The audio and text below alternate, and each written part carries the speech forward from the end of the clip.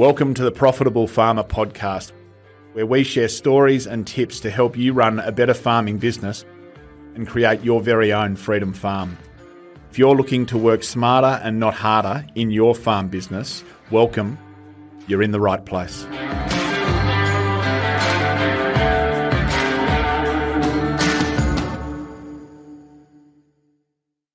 G'day everyone, happy Easter and welcome to Profitable Farmer. We are approaching a change in season and into some cooler climate all of a sudden, and I hope this season's starting to turn up for you.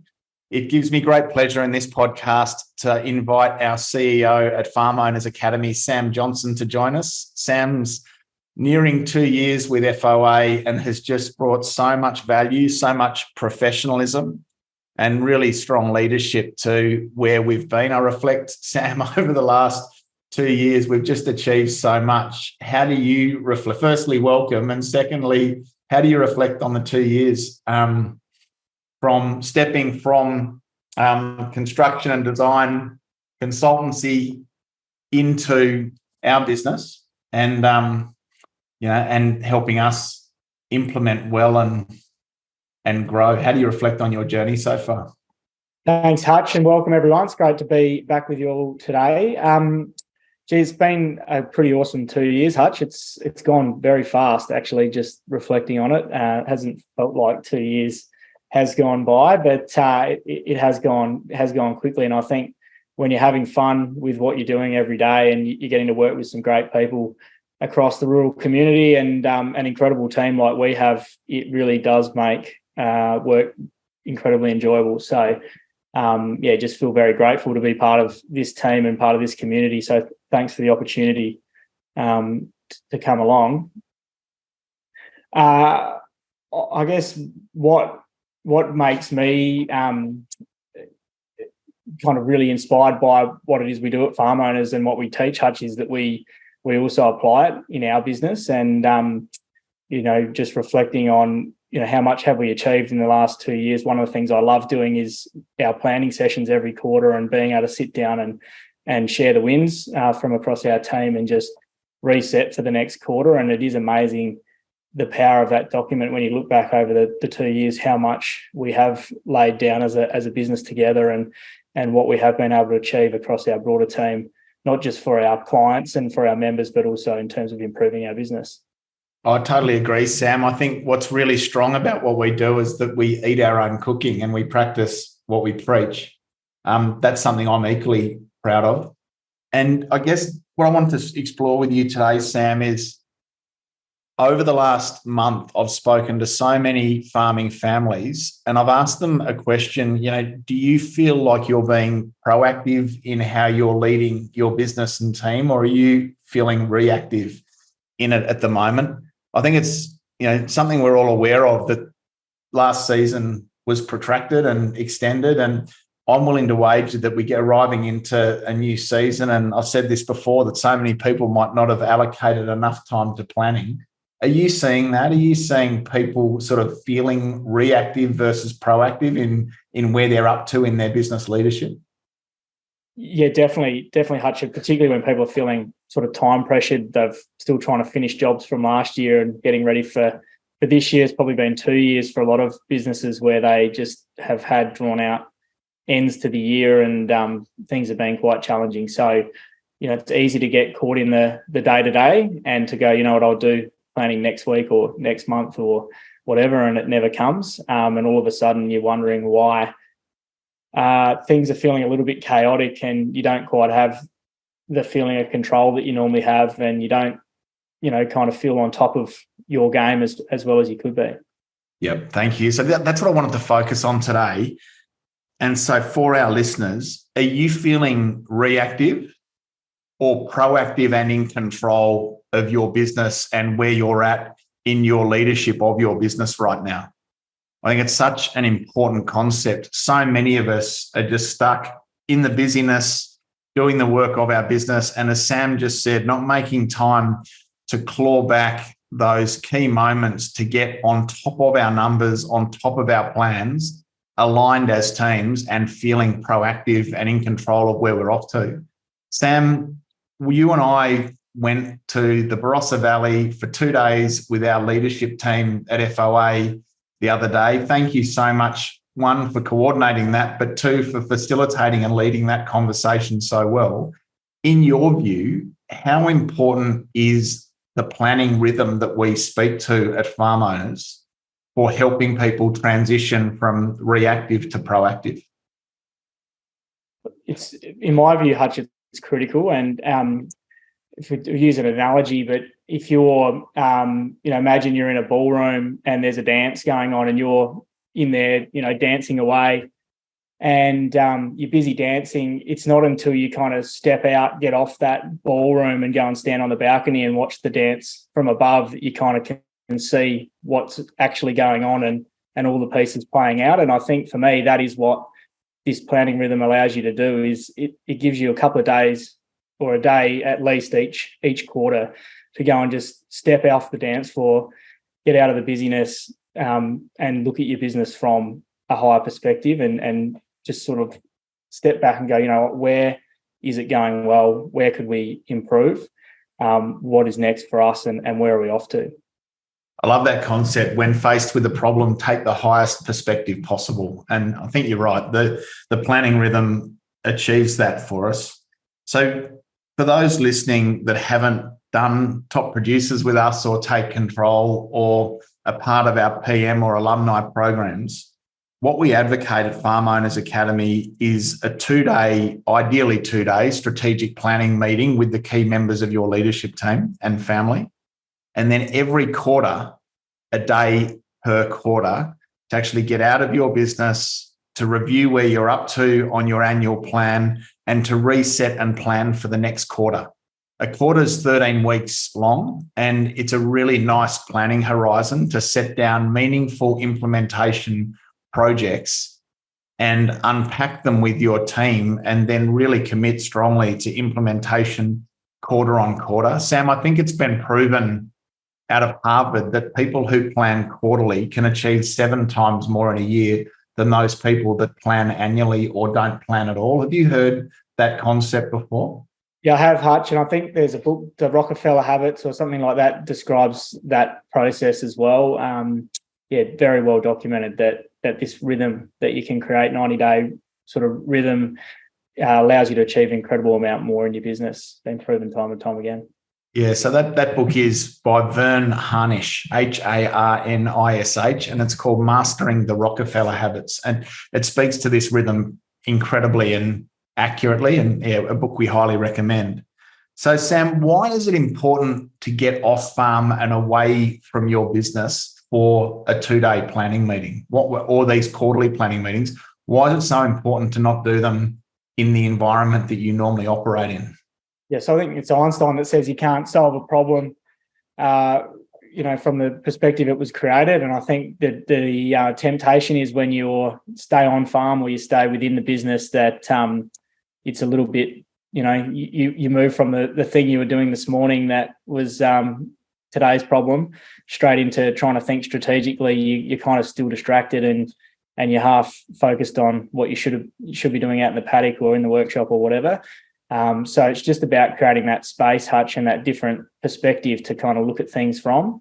And it really is kind of hard to describe the power in it until you actually go and have a crack at it. And I'd encourage you to go and find a nice location as well that is a little bit different to your kind of normal area that you operate in, and plan some time in to go and kind of do something for yourself in the mornings or in the afternoon or evenings of those days as well. Yeah, I think that's a great point, that going somewhere that is inspiring for you and for those in your leadership team, and a unique experience, if you can, breaking bread and enjoying dinner and a bottle of wine of an evening or 2 evenings, and then throwing in, I think we did barefoot golf, didn't we, Sam, on the Friday morning, which was just a great impromptu activity that broke up the planning. Make it memorable. If every time, I remember we went to Nimbo, Sam, and we went trout fishing, and it was raining, and but it's those memories that you create as a team that can drive and support culture. Why is 2 days? Why do we recommend that? Why is 2 days important? Why can't you just jam it into 1 day and get back to work? Why is it that we suggest you need that much time? Well, I guess the agenda that we encourage people to go through does require really 2 days to get through, Hutch, but there's a bit of time just spent reflecting on where things are at and where you're at in your business. And then to work your way through properly, setting a meaningful 10-year goal, breaking that back to a 3-year goal and a 12-month goal, it does take some time to do that well. And so that's sort of the first day and a bit. And then the second day is really then drilling down to your next 90 days. So what is our quarterly plan? And that's where the rubber hits the road, because the plan is useless unless you do anything with it. And so that second day really is just about what are we going to implement this quarter, breaking that into actionable steps so that you're ready to leave that meeting and get stuck into those rocks that are going to move the business forward. Perfect. So before we get into the detail, I do want to work through that agenda with you, Sam. Who comes along to these days? If I'm a farming family and I've got 3 or 4 employees from juniors up to maybe an operations manager to 3 or 4 family members, multiple generations, who comes to, let's say, this first planning meeting? I think as you get into your 2nd, 3rd, 4th year, you might expand this out. But how do you make that decision, and how do you recommend to farming families who comes to the first planning meeting?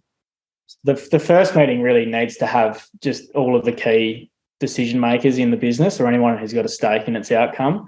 So it might be not necessarily just the members working in the business day to day. You might want to include sort of family members as well. If they're key decision makers, they might have a key stake in the business and be very invested in its outcome. So just thinking about who in the business should be there. But I would keep that first one, Hutch, really focused around the key decision makers or the directors in the business, and then look to, as you move forward with it, embed this as a system in your business to bring other team members or people who have an interest in participating in this into those strategic planning days. Yeah, I encourage exactly what you've just described. Until you've got this rhythm nailed and it's sort of normal practice for you, I think it's great and really important just to have the key decision makers, the owners in the business, if you like, in the room. Then in those quarterly meetings, you might bring in some really important and valued team members. But just important that in the outset, when you're doing some of the real big picture priorities, that it's focused on the values and the standards and the goals and the aspirations of the key people. You might then have a follow-up meeting that enrolls the broader team, and that could be the next day or it could be a fortnight later, where you share the outcomes of the planning meeting. I've just seen people make the mistake early in this process of trying to bring everyone in the business into these planning meetings, and that's just not something that I'd recommend. Would you agree to that? I'd agree, Hutch. Yeah, definitely agree with that. And it also depends a bit what your planning meeting is that you're running. So sometimes those annual planning meetings might involve some pretty deep thinking around where are we off to as a business? Are we on the right trajectory or not? Do we need to change trajectories? That can be a little bit confronting for some of your team. So I think, whereas the quarterly planning agendas tend to be more focused around the next 90 days and the plan that's already in place. So yeah, that would be my suggestion, is just think about what is it that you're probably going to cover over the course of that 2 days. And if it involves some pretty significant change in your business, that perhaps keeping it more focused is better. Yep. And Sam, same, I talk about this at our top producers event, but I think there's 4 types of plans. There's the plan that's in our head, that's floating around, that's never been written down, which we talk a lot about. That if it's in our head, no one can help us make it happen. And if I've got a plan in my head and my wife has a plan in her head and my son and my father all have plans in their heads, of course we're not aligned. Of course we're not in the same page. The other sort of plan is that 50-page one that we did for the bank 3 years ago that's now collecting dust in the cupboard and has never been used for anything since. And then I think there's a strategic plan Sorry, the third one is one that is just purely operational, and often it's the one that it's our agronomist or our livestock specialist provides us with, which is our production plan. That's not our strategic plan. What I want to go through with you, Sam, is that really strategic, actionable, concise, focused plan that can be applied on a quarterly basis to drive real improvement. I bet you've seen those 4 types of plans. Sure have, mate. What would you say about this one compared to the others? I sure have. And coming out of corporate, I think some of our plans at a corporate level tended to lean towards the 50-page plan that ended up collecting dust. Interestingly, towards the latter stages of my time there, we were starting to shift more towards a planning process that is aligned with, I guess, what farm owners teach us. So interesting to know that that's where some big corporate organisations are going as well, just keeping it simple and actionable. So yeah, I just say it's so practical. It's very simple to consume. Basically, once you learn that system, it's easy to keep updated so it doesn't get out of date. And it's easy to refer to. And I think if you do it well, it's really inspiring. Great comments. So Sam, let's rip into the process that we went through at Barossa. Where do you start when you get people together? So I think that the place we start, Hutch, is I get people to do a little bit of pre-work normally. So just think about what 3 or 4 questions that will help them reflect on where we've been and where we're off to. And then the first thing we do when we get together is just look at the quarter that's been or the year that's been and reflect on our wins and importantly celebrate those wins. So it's so easy to just continue charging along. You set this goal, you focus on achieving the goal, and you don't, take the time to enjoy the journey and really sitting down and reflecting on the quarter that was. It's amazing how much you've achieved often, and a lot of it you just haven't remembered to celebrate along the way. So it's really valuable process. I think it's a really important leadership moment where we do ask everyone to share what they see as our shared and their individual achievements. Giving that real time and space at the start of this meeting, and it can take well over an hour to go around the room and get everyone and to come up with this exhaustive list. I mean, we did that and there must have been 80 or 100 achievements, business and personal achievements across the whole team. To your point, we suck at celebrating as business owners, and unless as leaders we acknowledge and make a real feature of that part of the meeting, I think we can lose people in the process. But giving them time to speak to what they see as our achievements and contribute to the building out of that list, and then framing up that tonight's dinner is all about celebrating the achievements, I think is a really important way to enrol people from the outset. You're getting them participating, you're getting them reflecting, you're getting them into creative. We're writing a shared list. There's so much value in that process. Would you agree? Absolutely, mate. And I think the other thing that I observe when you're running these meetings, the whole energy shifts in the room. Like it's people come in and they kind of think about what's next and, where are we off to and whatever else. And all of a sudden the energy sort of slows down a bit. People they get a smile on their face. They, are reflecting positively, not just about the wins they've achieved personally, but, the wins of their team members and as a business and what our clients have been achieving. So it really is a really valuable process, and it does just change the energy of the whole 2 days. It's an aligning process in and of itself. And you can do a whip around at the end saying, how do you all feel about what we've just been through and this list of achievements, and getting people to check in with how they're feeling about that list and that process is a great way to round out that part. So then once you've listed out your wins and you've acknowledged those and made a point of celebrating those, where do you take us next?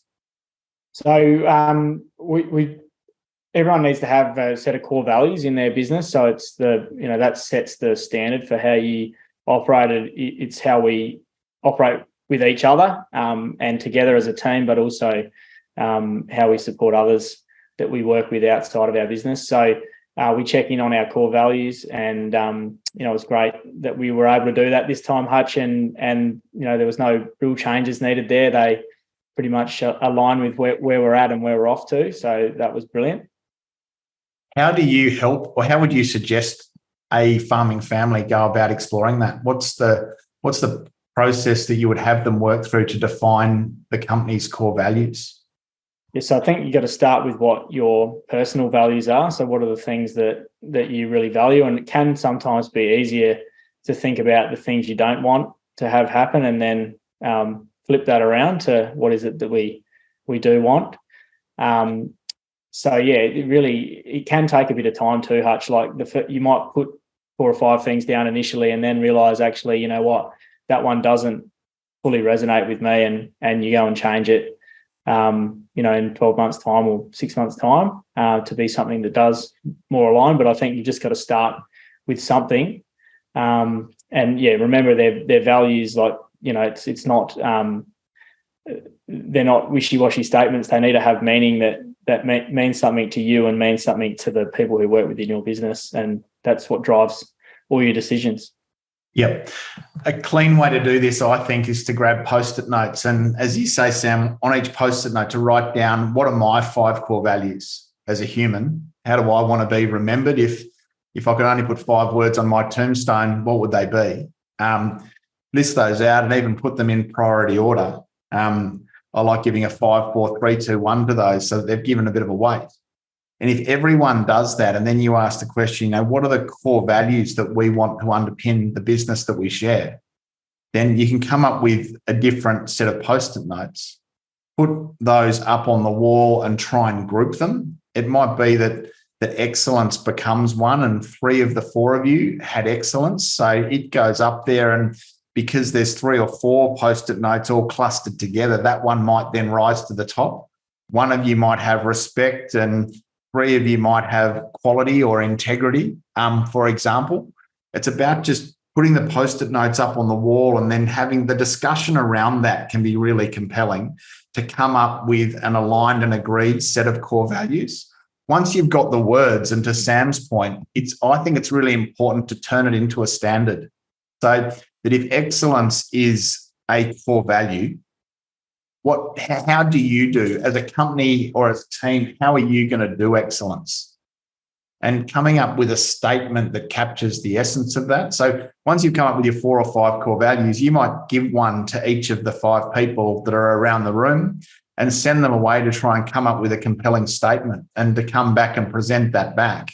So the idea of this exercise is to come up with a sense of your own core values, which is important. And then what are the ones that we want to share, which underpin how we do business? Sam, is it fair to say that a lot of the decisions that we then make can be made from that position and from a basis of the core values? And can the core values underpin most of the decisions that we make? Yeah, I think they support pretty well every decision you then make in your business, particularly around who should be a part of your team. So hiring on values rather than on skills is a key part of what we teach. You can teach people skills, but if they don't align with your values, you're going to continue to butt heads. So, it starts with you being clear on what those values are first, and then making sure that you bring the right people in that also align with your values. Perfect. Where to then, Sam? We've nailed core values. We've celebrated wins. What's the third step in the process?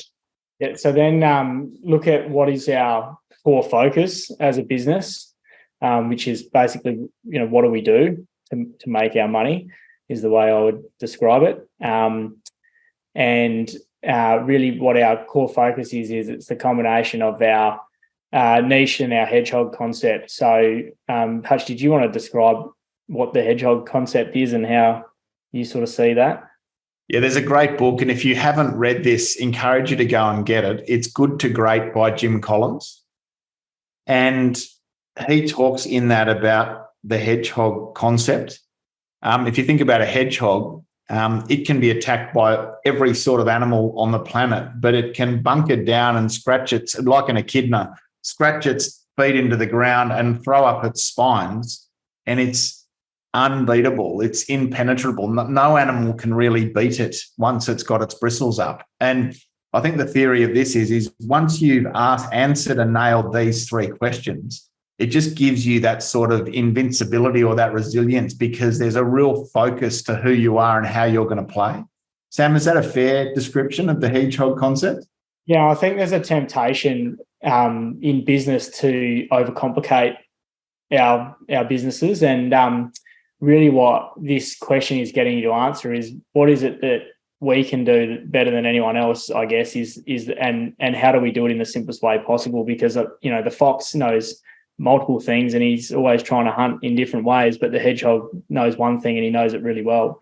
So I think that's the key takeout there, and it's very true in farming systems. Time and time again, the simplest business models, the simplest farming systems, the ones that don't have enterprises that are competing for resources, are the highest profit businesses.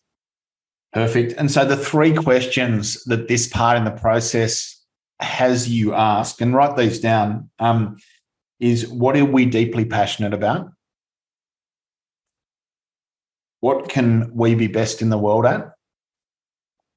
And what drives our economic engine? So just to give those to you again, what are we deeply passionate about?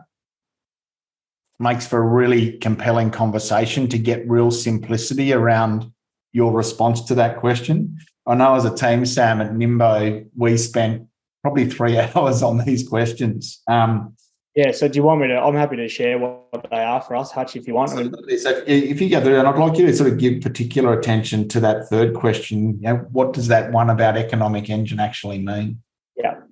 What are we deeply passionate about? Hutch is helping farming families who are the true entrepreneurs of agriculture. That's what we came up with for us. What can we be best at the world at is providing coaching and business education to farming families. And then what drives our economic engine is the number of farming families completing our education and coaching programs. So, and I think the key thing, if you think through that, it's good to be able to put that into a metric. But if you've got something you're deeply passionate about and you can be best in the world at it, but it doesn't drive your economic engine, you've got a hobby. It's not a business. So it does need to tick all three of those. You need to work out how to monetize what you can be great at. So we think about that in a farming context too, Hutch. It's about being really clear on what game are we playing? Are we a commodity producer or are we a value-added business? What are we producing? And what is it that drives profit for those enterprises that we can choose? Can we grow it to the best of our ability? Can we be a low-cost producer in our area if you're a commodity producing business, for example? So just thinking through that, what is the right enterprise mix for us? Should we do less than what we're doing? Is there something different to what we're doing? And focus around what you love. Yeah, perfect. And that last question, what drives our economic engine? To Sam's point, think about a metric. So for a hotel, it might be occupancy rate. For a sheep enterprise, it might be weaning percentage, just to be the best you can be at that. That might be the thing that drives everything. It might be stocking rate. It might be cost of production, but you get to choose what it is that if you could only focus on one number and really blow it out of the park, what would that one number be? In and of itself, that sets up every other number in your business. So Sam, BHAG. Jim Collins also talks about BHAG. What is it and how do people go about exploring what that is for them? So BHAG's your chance to really push yourself and get out into the future, Hutch. And I think this is important to start with this when we're working through planning because you can't set strategy looking forward from where you are now. You need to kind of project yourself out into the future and then set your strategy for your business from the future, not from where you are now, because the temptation is if you try and do it from where you are is you're just making incremental changes. But what the power of setting a really compelling BHAG is it's like the magnet that drags you forward. It stands for big, hairy, audacious goal. And it's if you could achieve anything, what is it that you would achieve in your business? And really it's your opportunity to get together as a family first. And I'd encourage people to do this as individually first, Hutch, and think about what is it that we want for our lives personally and to share those. And then think about, well, how is it that we can structure the business up, or what is it that we can set down as a goal for the business to allow us to achieve those things personally. Yeah, and I think we think linearly. I think we trained somehow to think linearly, that our growth is going to be linear in nature, whereas everything in nature and the way that businesses actually grow is exponential. And so with those two constructs, we massively underestimate what we can achieve in 10 or 20 or 30 years. And we've actually all got more time on this planet than we actually think. We can all achieve whatever we want if we set our mind to it. And so the big, hairy, audacious goal, if you had almost unlimited funds and the ideal outcome and everything played out in your favor, what would you dare to dream? What would be the big thing that you would set down as a family target that enrolls and inspires, that might be that stretch goal bigger than that you've ever thought of before? You know, if you think about where you were 20 or 30 years ago and all that you've achieved in that time, if you project that time forward into the future, we've all got a heap of time. So this is your opportunity to set down something that is audacious and is lofty and a real stretch. And again, try and make it concise. Try and come up with a really compelling statement that is that magnet that Sam talks about, that can help you mobilise your efforts and bring focus to the decisions you make, and bring real alignment to the team. Yeah, and Hutch, I think the other thing is, once again, it's important just to put something down for this initially, and you might refine it over time as it kind of becomes clearer to you, but don't overanalyze it. I think the importance is it doesn't take long to set a goal. Just get the goal down. And it's amazing how once you set that goal, your mind starts thinking about, right, how am I going to achieve this? So yeah, I think the important thing with that BHAG is not to kind of feel like you need to know how you're going to get there and be able to linearly step it out, as you say. Like, just trust that by setting the goal, you've already taken the key step to set things in motion to take you towards that, because your mind is going to start thinking about, well, how do we get there? Sam, we talk about that 50-page plan that collects dust. And I think what people do now is they try and sort of manufacture the next 10 or 15 years and over-design or over-try and control and prescribe what plays out. Once we've got our BHAG, I love these next two steps because it just makes the strategic planning so simple. What are those next two steps, and how does it help us keep from creating those really complex, over-engineered plans? Yeah, so before we go on the next two steps, the other thing I'd just say on the BHAG, the number of times that we see people come into our Platinum Mastermind community, we've been working with a lot of businesses for 7 or 8 years now, set down a BHAG that they thought was completely unachievable in 10 years, and all of a sudden, 5-6 years in, have nailed that BHAG and are resetting another BHAG that they feel completely uncomfortable about is a very, very high percentage. It's probably close to 50%. So what I'd encourage people to do is go for gold there. Challenge yourself. Feel uncomfortable about it. Should make you feel a little bit nervous. So the next step in the process, Hutch, is setting a 10-year goal or a 10-year target. So once you've got that BHAG, putting some KPIs and measurables around what does 10 years look like. So how big is the business? What's our revenue and turnover? How many team members do we have? Just describing in as much detail as you can. What does that 10-year picture look like? You could be talking about, in a farming context, how much land are you farming? What sort of stocking numbers do you have if you're running a livestock enterprise? Those sorts of things. Who's working for you? That sort of stuff. So that gives you a really clear picture then. So we've got that BHAG, but then what does 10 years look like? And after that, then we're breaking it down into a 3-year goal. So what's the next 3 years? And we're getting more and more specific as we work forward here. So the 3-year goal, starting again with what's our revenue and profit target, what are some of those KPIs we've got around the business, key performance indicators, and then describing sort of 8 to 10 dot points, what does the business look like, and trying to make those goals smart, so specific, measurable, achievable, realistic, and time-bound. Yep. Do you have anything to add there around the 3-year goals? I just love this process. We can set a massive vision and then not over-engineer anything other than where do we need to be in 10 years to achieve the vision? And in order to nail our 10-year target, where do we need to be in 3 years? We don't have to worry about anything else. But to your point, Sam, if we can have 8 or 10 points and some really clear metrics and measurables around the 3-year goals, for me, this is where the rubber starts to hit the road. The other stuff can be a little bit lofty, but we can be really accurate in what we want to have achieved or what we want to set down as our target 3 seasons from now.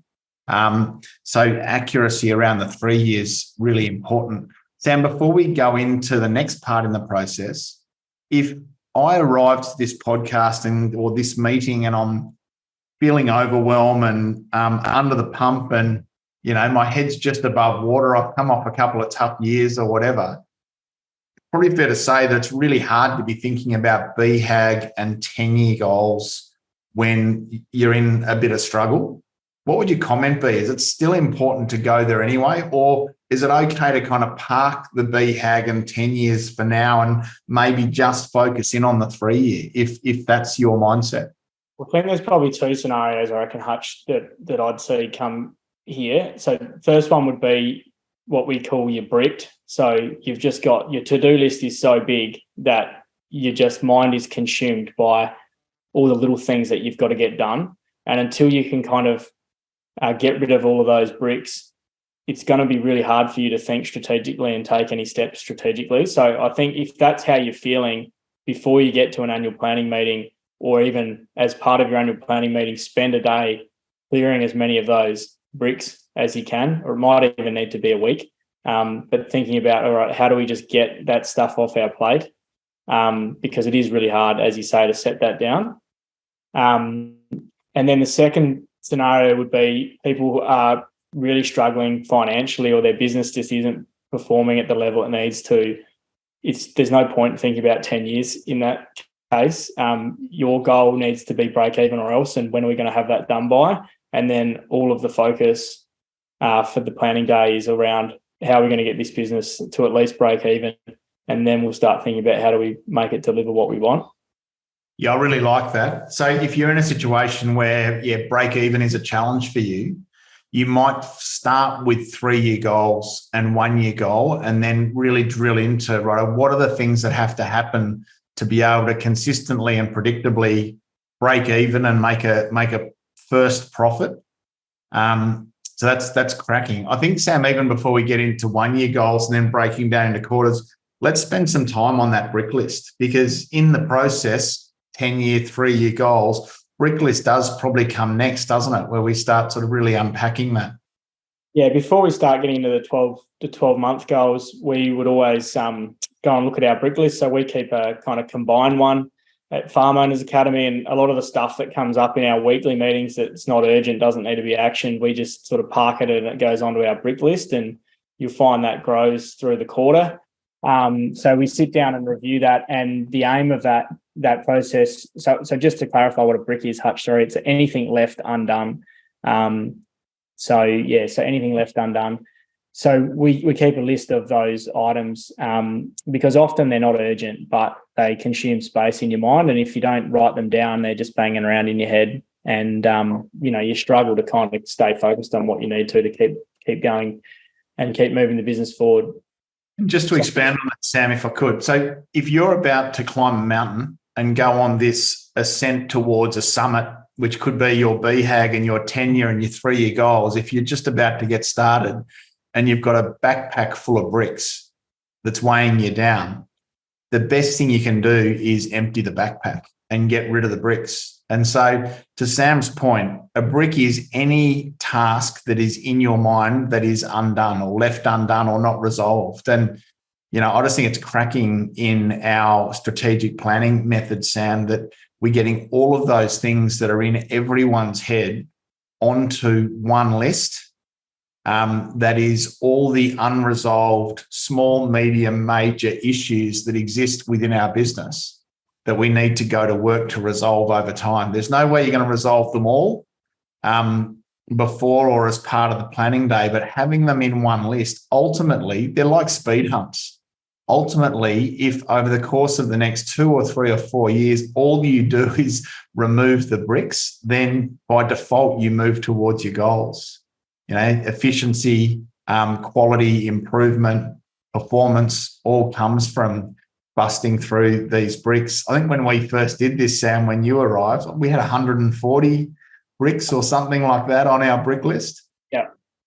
Yeah, it was quite big, Hutch. And we did spend a bit of time just unbricking, I think, over the course of that sort of first 12 months. But I think it's important to note also a lot of the things that were on that brick list, like they weren't urgent, they weren't important, but they were consuming energy for people when they were in their head, and just getting them down there and deciding collectively that, that doesn't need to be done this quarter or next quarter or at all this year.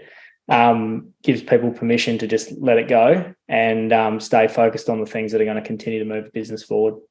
Yep. So prioritising the brick list, A, needs to be done this quarter, B, could be done next quarter, C, at some point, D, later. Like, you just think about how you want to prioritise those. But then the great thing is that you can start bringing some of those higher priority bricks in and making them part of your 1 year and quarterly strategic plan, which we'll come to. But developing a brick list, especially for those of you that are feeling reactive and feeling overwhelmed, and feeling, to Sam's point, feeling bricked, feeling overloaded, can be a really healthy place to start in this process. So, Sam, once we've got our 3-year goals, we've got our brick list, we've spent some time probably prioritising our brick list, and it's all out of our head and on paper. The next step's 1-year goals or 12-month goals. Would you mind speaking to that, and then the process to break that down into quarters? Yeah, so getting really specific now, like 12 months should be super achievable. You should be able to see how you can do it and know what you're going to do, and ultimately you should be preparing a budget and an operations plan that kind of supports that. So it should be really achievable. But in there, you'd have a list of 5 to 10 goals, Hutch, outside of the metrics that you've got, that just describe what is it that we need to have done this year to really strategically move our business forward. What are the key new skills we need as business owners? What are the opportunities we've got as a business that we need to explore? What are the things that we're going to have done by the end of this year that are going to take us towards that 3 and 10-year goal? What's the difference between that operational plan and what we're talking about? So no operational tasks go in this plan, Hutch. So it's not all the day-to-day things like getting ready for seeding and getting ready for harvest and that sort of thing, but it might be building a system around seeding or building a system around harvest and having that documented so that next year you don't need to do that. So that could be a good goal. It's not managing the team you've already got, but it might be building the performance review process that you're going to have, or it might be upskilling yourself as a leader, or it might be recruiting that next employee. They're all strategic goals. Yep, perfect.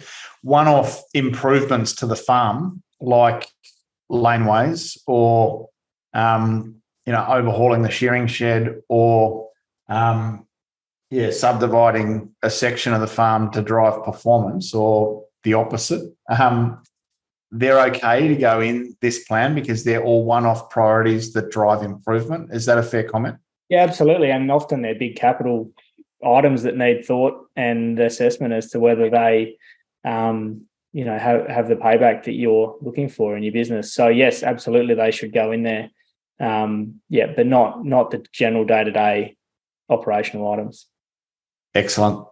And so worthwhile really sitting on and exhausting this definition of your 1-year goals. And beyond the business, it should include targets for individuals around holidays, any family focused events or hobbies, or it's important at this point that people do think about what they want to achieve for their own development and in their own lives as individuals and as families over and above what the business achieves. Yeah, and I'd always encourage everyone to put their holidays in first. Put your holidays in first. Any kind of education you want to have done, put that in as well, and then work out how to make the rest work around what you want to do. And then, Sam, arriving to quarters and a quarterly plan. How did people achieve that? Yeah, so the brilliance of this process, I think, Hutch, you spend all this time getting a 10-year, 3-year goal, 1-year goal together, and then you kind of can let go of it. And you just get yourself fully focused on the next 90 days. So after you've got your 1-year goal together, you know that 1-year goal is taking you towards your 3-year goal. You know your 3-year goal is taking you towards your 10-year goal.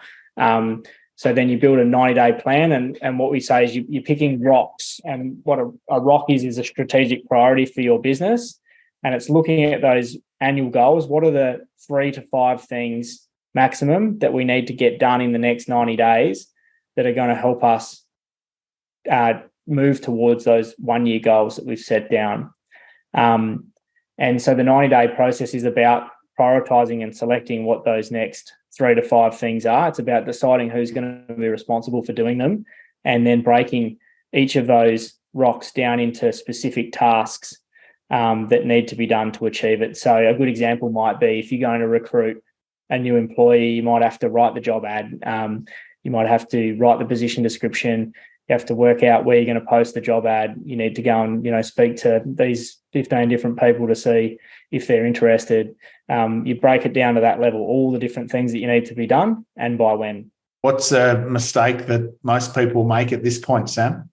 So 2 things that happen in the quarterly planning process, Hutch, that are a bit of a mistake. Number one is there's operational stuff starts creeping in. So it might be, get ready for seeding this quarter, which is not a strategic priority. And the other one is they just try and put too much in. Like, I think you're better to focus on putting less in and focus on completing it than trying to put more in and not completing it. So if you only feel like you can achieve one thing in the next quarter, strategic priority in the next quarter, then I would say put 1 in there and make sure you do it is better than putting 3 in there and not doing any of them. Yep.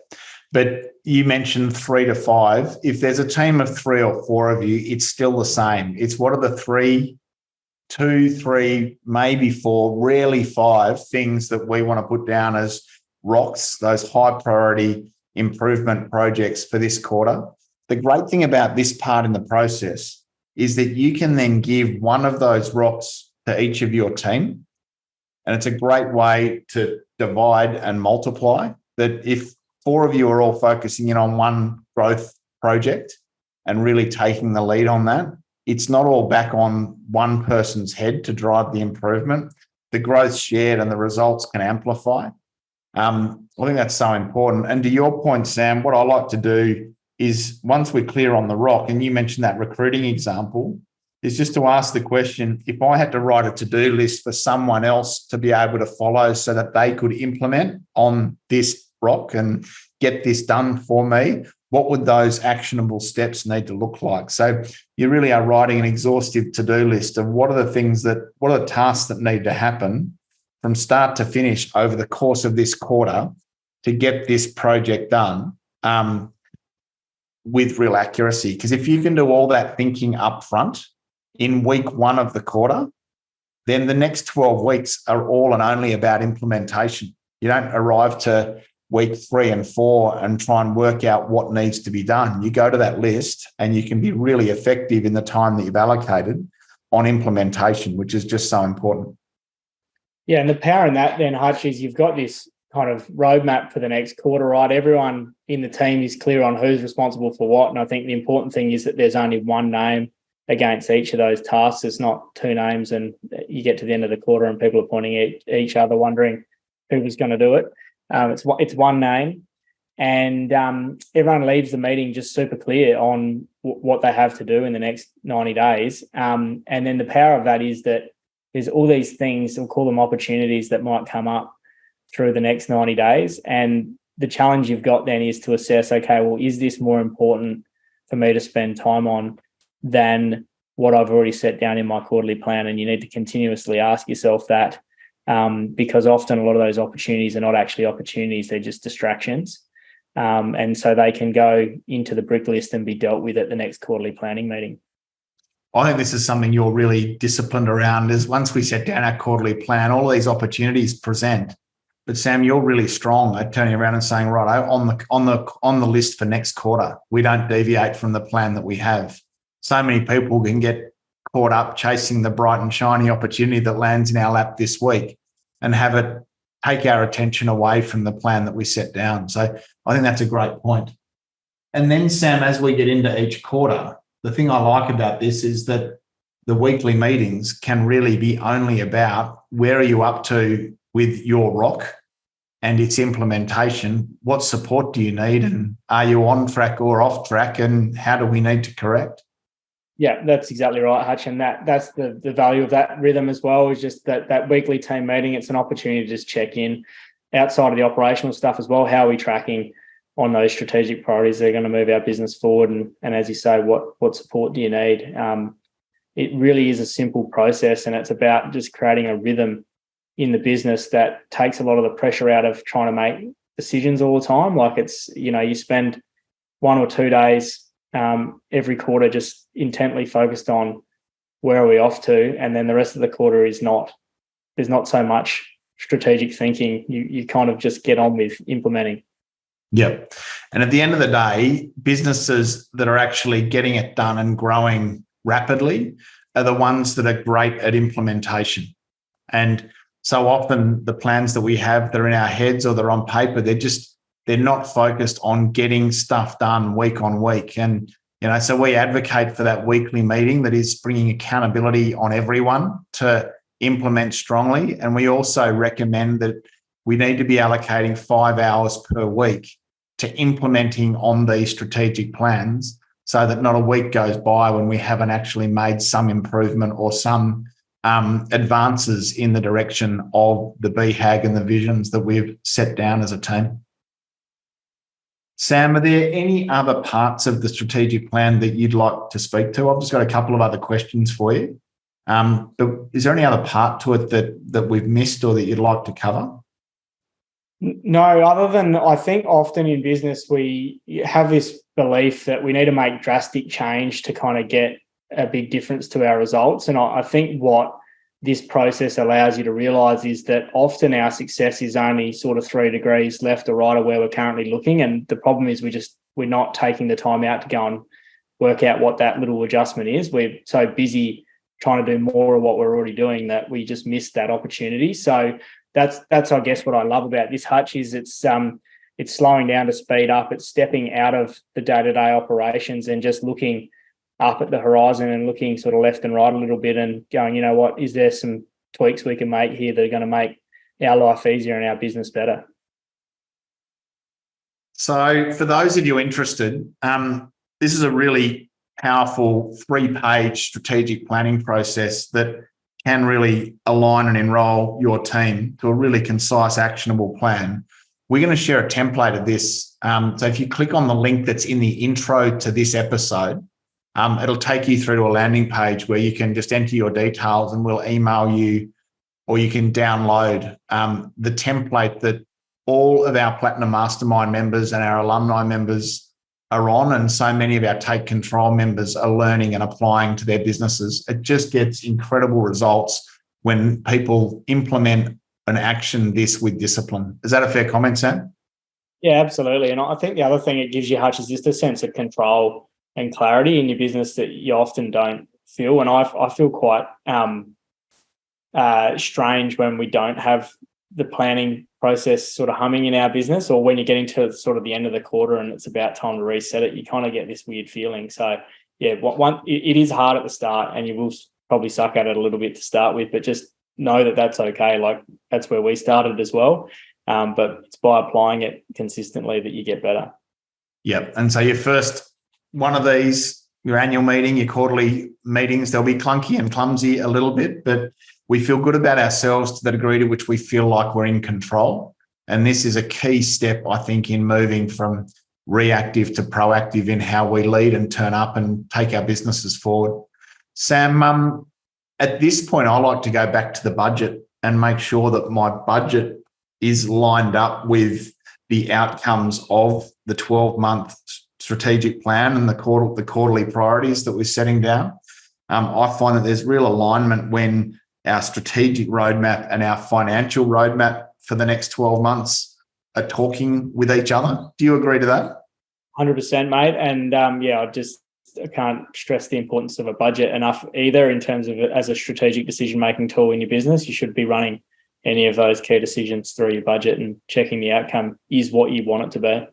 Yep. And so coming back up a level, Sam, and just sort of rounding this out, if we come back to the 2-day planning meeting that we've just had, can you just speak to where we got to? We moved through this whole process and there was some stuff to round out after our 2 days together, but this is exactly the process that we went through. How do you reflect on where we got to as a team? And then my next question is, how do you keep people on track? And what tips would you have for someone who is facilitating perhaps their first sort of 2-day planning meeting with their team and family? So where did we get to? How do you feel about that? And then what tips do you have to help people facilitate a powerful 2-day meeting? Yeah, so I'm really proud of where we got to over that 2 days, Hutch. And I think for us, Farm Owners is a great business and it's got a great team. And, what I think we came up with in the room over that 2 days wasn't what I was expecting. So I think that would be, the key lesson I learn out of every one of these is don't go in preconceived ideas. Just, come and trust that the wisdom is in the room within your team and that you're going to come to an outcome collectively that's better than the sum of the parts individually. So, just super pumped with where we're off to with the business, Hutch, and the clarity by which, that has all been documented now and the clarity everyone has to move forward with. Yeah, that's perfect. And Sam, you've got this real strength in allowing a conversation to play out, but knowing when to pull it up and bring people back onto agenda and back into focus. Have you got some tips for people who are facilitating a planning meeting like this, perhaps for the first or second time? It's definitely a learned skill, Hutch, but I think the key thing that helps me is you've got a framework of what you want to cover over the course of the 2-day planning, and that's the template that we'll share has an agenda. But if you're the facilitator, just being really clear what's the outcome that we want to have at the end of this session and how much time are we going to give ourselves to get to that outcome. And then really it's about sort of watching the conversation as they go, being aware of who you've got in the room. If you've got people who are perhaps quieter and less likely to speak up, encouraging them to talk by asking them questions or, bringing them into the conversation first. And sometimes you might need to manage some of the louder people that might be in your team or have a chat with them beforehand just about how best for them to conduct themselves. But yeah, that would be my kind of 2 tips, Hutch. I think have a clear outcome you want out of each session and just, focus your energy on moving the conversation towards getting that outcome. And then the second one is just thinking about who you got in the room and how you encourage everyone to kind of have the space to share what it is they want to share. Yeah, and a tip from me, if I could, it's your agenda. So I think trust the process. And as the person convening the meeting, be strong on the agenda and the timing that's allocated to each step. But at the same time, it can be a really compelling step to bring a facilitator in. If you're in a family business where sometimes the conversation is less than professional and you arrive to a meeting offsite 2 days of planning, I think one of the things that can really help make sure that you have a really professional and productive 2-day event is to bring a non-family member in to lead the conversation. I would encourage you, though, to have them stay true to the agenda that we've set and the planning template that we recommend. And that way you can have your cake and eat it. You can come up with a concise, actionable strategic plan, introduce the quarterly planning rhythm and all of those things we've talked about, but give yourself a chance of making sure that your family conducts themselves in a way that is highly professional for having someone lead the conversation as a non-family member. Fair comment, Sam? Yeah, absolutely, Hutch. I mean, getting an external facilitator can be quite helpful, and I've done that before in other businesses I'm involved in as well, because sometimes you do just want to participate. You don't necessarily want to have to lead the conversation either. But I think if you're going to do that, just remember, you're still responsible for the outcome to be achieved. So it's on you to help the facilitator be clear on what it is you're wanting to get out of the 2 days and to support them in getting there as well. So yeah, I'd say that the other tip, Hutch, that I find works well, particularly when you just talk about there where you might have people that have strong views and can't come to a resolution or whatever around some of those things, is to put a big sticky note or a whiteboard up and write parking lot on it. And sometimes there's things that you're just not going to be able to resolve in the 2 days. So just get that item up on a parking lot. It allows people to feel like they've been heard, and you can continue to move the conversation forward. And then you can come back to those issues with some more space throughout the quarter. Yep.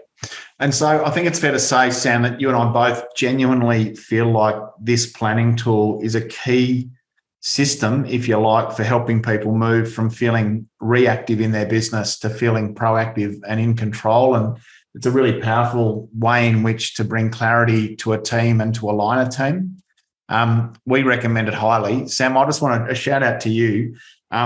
We thought we did this well 3 years ago, and we chipped away at it. And I think we grew the business really strongly for this discipline, but you've just brought so much extra rigor, real diligence and real discipline around how we document this plan, right down to how we prioritize each brick list in our bricks in it. And we go through the same agenda.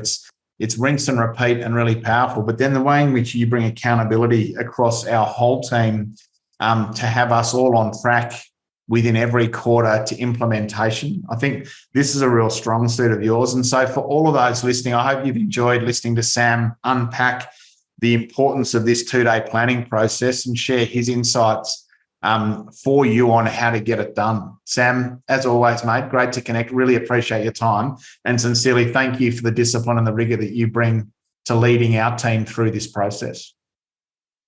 Thanks, Hutch, and thanks for your leadership as well, mate. It is a real, as I said, I'm really grateful to be part of this business, and the mission that sits behind Farm Owners Academy is incredible, and the community we support is incredible. So big shout out to everyone out there in that. And I would encourage anyone who's listening, if you do want to learn more about this and you download those planning templates, do reach out to us. Happy to have a chat with you. So please reach out to support@farmownersacademy.com.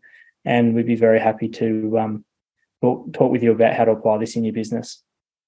One of my biggest learnings in finishing is I've heard it said that one of the best things you can do in business is to surround yourself in people smarter than you and then come together and work out where you're going. I probably hadn't practiced that before, Sam. And I think so often as employees, we employ people that aren't at our level, which is the wrong frame. We employ people who can get stuff done on our farms, and we don't necessarily think about it. So employing high caliber people that can bring new and significant value. I think Farm Owners Academy is an example of exactly that, where we've gone and brought people into the business who shoot the lights out in their field, and then we sit down and work out where we're going. And so for those on farm that are thinking about building out your team and resourcing up, think seriously about bringing in high caliber people who can arrive to a planning day like this and add at least as much value as you bring. I've personally had that experience of doing this over the last few years, and I recommend it highly. Having people like Sam and Tracy and Michaela and Westy and Robbo and Greg, and gosh, the list goes on. Leah, who else did we have there, Sam? It was incredible to sit with people who all brought so much value to that. And to your point too, the power of the wisdom in the room. Like you, I arrived to a point at the end of our 2 days that I wasn't expecting, and absolutely delighted by the strategic roadmap that we now have and the way in which we plan to grow the business. It's just so exciting. Thanks, Hutch. Thanks, guys. Hope that was valuable. Look forward to your feedback. And as I say, download a template of our planning method through the link provided in the written intro to this podcast. Sam, thanks for your time. Take care, everyone. Bye for now.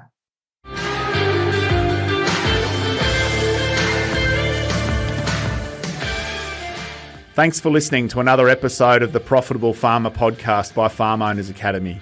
If you're new to this show, be sure to follow us. If you've been a long-time listener, let your friends know about us or come continue the conversation in the Profitable Farmer Facebook group. All the best as you grow your business and create your freedom farm. Until next time, keep being incredible.